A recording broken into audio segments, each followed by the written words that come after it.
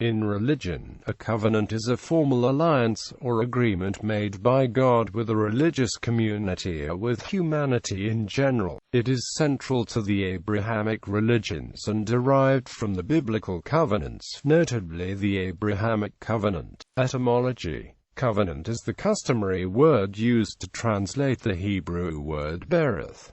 It is used in the Masoretic text 264 times. The equivalent word in the Septuagint and the Greek New Testament is delta iota alpha theta eta kappa eta, diateka. Judaism. The Mosaic covenant refers to a biblical covenant between God and the biblical Israelites, including the proselytes. The establishment and stipulations of the Mosaic covenant are recorded in the first 5 books of the Hebrew Bible, which are traditionally attributed to Mosaic authorship and collectively called the Torah, and this covenant is sometimes also referred to as the Law of Moses, a Mosaic law of the 613 mitzvot. Christianity. The New Covenant is a biblical interpretation originally derived from a phrase in the book of Jeremiah in the Hebrew Bible. Generally, Christians believe that the New Covenant was instituted at the Last Supper as part of the Eucharist, which in the Gospel of John includes the New Commandment.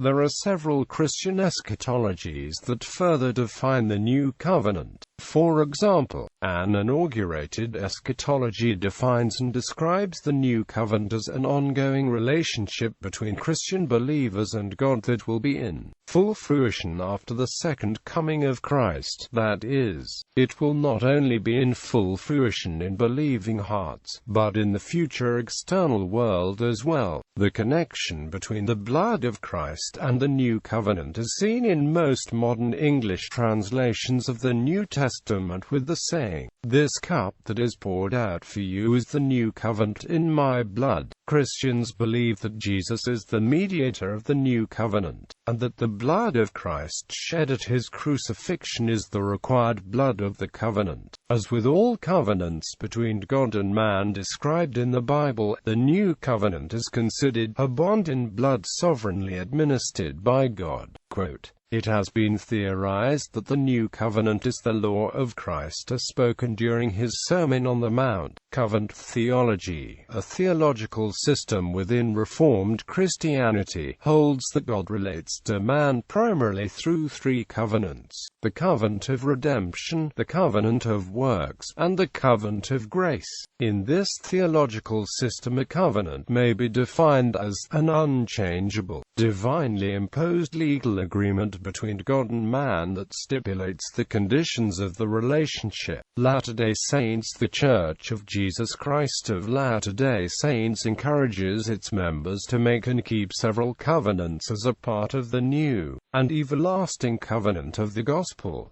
In Latter-day Saint theology, making and keeping covenants is necessarily for exaltation. In the LDS Church, there are formal covenants and informal covenants. Formal covenants are limited in number and are always accompanied by the performance of an ordinance. Informal covenants are made without the performance of an ordinance. Typically, formal covenants are made in the presence of other Latter-day Saints, while informal covenants are made privately between a Latter-day Saint and God without the performance of an ordinance. Informal covenants are most commonly referred to simply as commandments. Islam. The original covenant made between God and mankind marked the beginning of creation according to Islamic theology. It is believed that before the creation of the heavens and the earth, God assembled all of creation in a timeless, placeless region and informed them of the truth of his existence.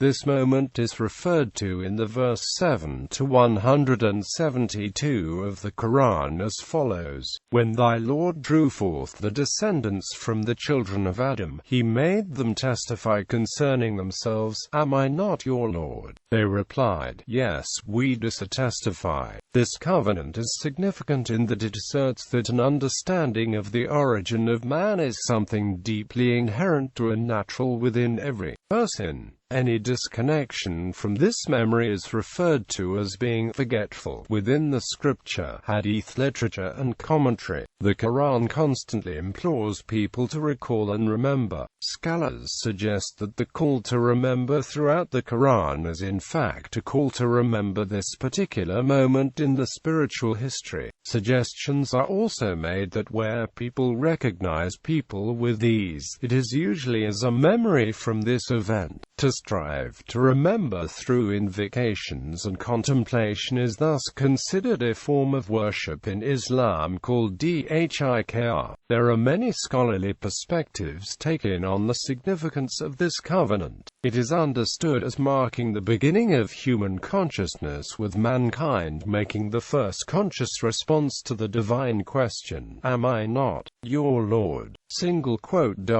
Some also see it as being relevant to the Islamic principle of Tawhid, unity, as the entirety of mankind was said to have been assembled on the plane on this date. Another perspective is that as an Abrahamic faith, the covenant was made with Abraham. Any person confessing to faith can become a Muslim and partake of this covenant with God. Remember, we made the house a place of assembly for men and a place of safety, and take ye the station of Abraham as a place of prayer, and we covenanted with Abraham and Ishmael, that they should sanctify my house for those who compass it round, or use it as a retreat, or bow, or prostrate themselves.